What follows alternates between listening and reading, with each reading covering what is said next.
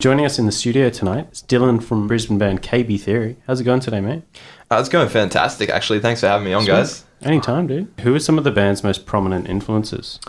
Some of the most prominent in my writing style is Thirsty Merc, first and foremost. Really popular Australian band. I really love them. I first saw them at Calen Music Festival back in 2015. They were playing the main stage. Yeah, I was there with you. It was an awesome gig backstage.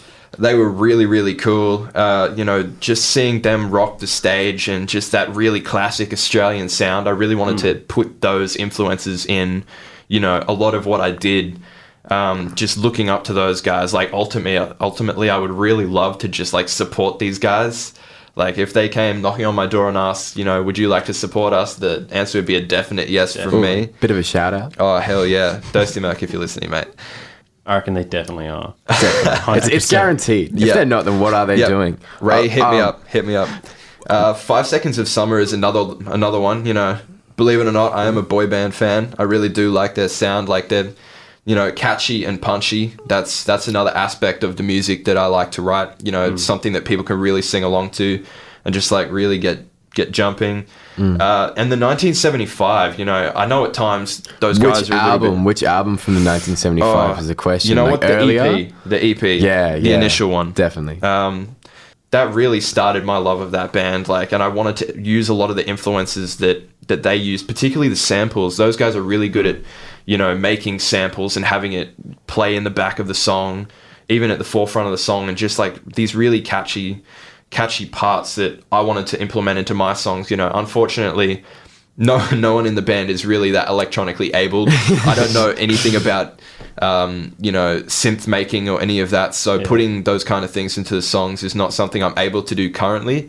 But, in the future, hopefully we can find someone who knows exactly how that's done and can really help us out. And, the 1975 is a big one for me as well. There's some great influences.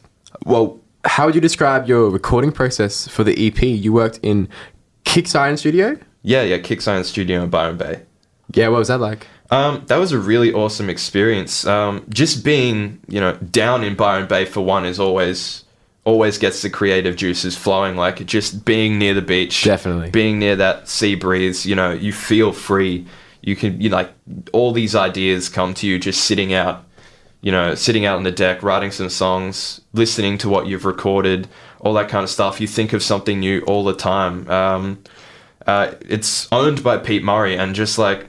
Yeah, didn't you work with Pete in the studio a little bit? I did. Pete came in and had a bit of a listen to one of our songs, Journey, that we worked on, and, he had his little bit of input, and it was really cool to, being in a professional setting and have just all these microphones, equipment, production techniques, and a producer who really knew what he was doing, and also having Pete around, just giving his little 2 cents. That was absolutely awesome, and, putting together what our EP has become.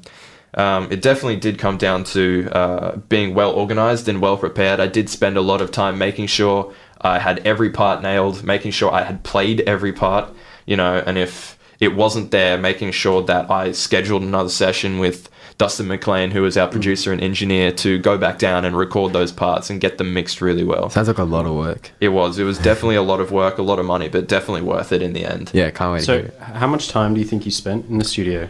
In the studio, it was 2 8-hour days, and then I scheduled another 2 sessions to go back down and record extra parts and do a little bit of producing and mixing so that, we could definitely get exactly what I want, because I feel a lot of the time if you leave it up to someone else, it will not be how exactly the band wants it. So I really felt like we had to go back down and be there for the mixing, and I spent a lot of time, particularly with Dustin, making sure every part of the song was correct. Nothing was out of time.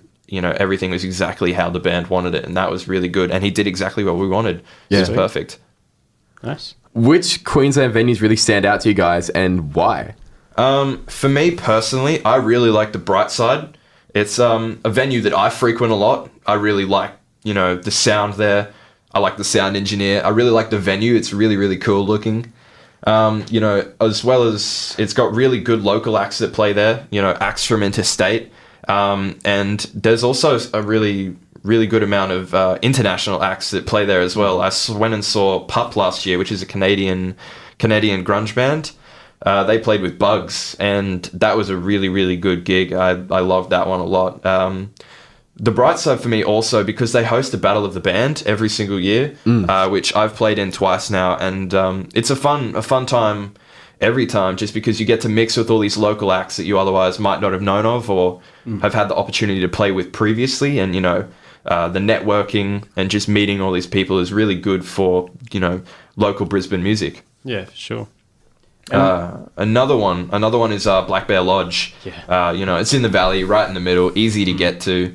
It's got a great reputation amongst the music lovers. It's got a cozy feel, it suits any style of music. I've seen quite a number of bands, from grunge. Yeah, we saw a regular band. Yeah. And like people show. like Tian who play there as well. Yeah, there's just a good dynamic there. Would What's have the been really best gig you've interesting. seen at Black Bear? Yeah. What's the best I've seen there? Yeah. I actually went, I think it was the night that I played there, and Bixby Canyon played with, I think it was regular band. Nice. Yeah, so definitely those guys, and playing there's just fun. I really love it. That's why we chose Black Bear for our single launch party on the 14th of March for Lights of Tokyo, just because everyone in the band really loves the sound there. It sounds really good, nice and compact. Everyone can get up close and personal, and you can really play to the crowd. Yeah, So for sure. that's one of my favorite. Sweet. If you only had 3 words to describe what your EP or what your sound is like with KB Theory, which 3 words would you choose? Definitely the 3 words I would choose for us as a band and our EP that's coming out would definitely be colourful, energetic, and catchy. Those 3 words would really describe who we are as a band and the music we're trying to put out to the world. Perfect. Thanks for joining us, Dylan. Thank you so much for having me, guys.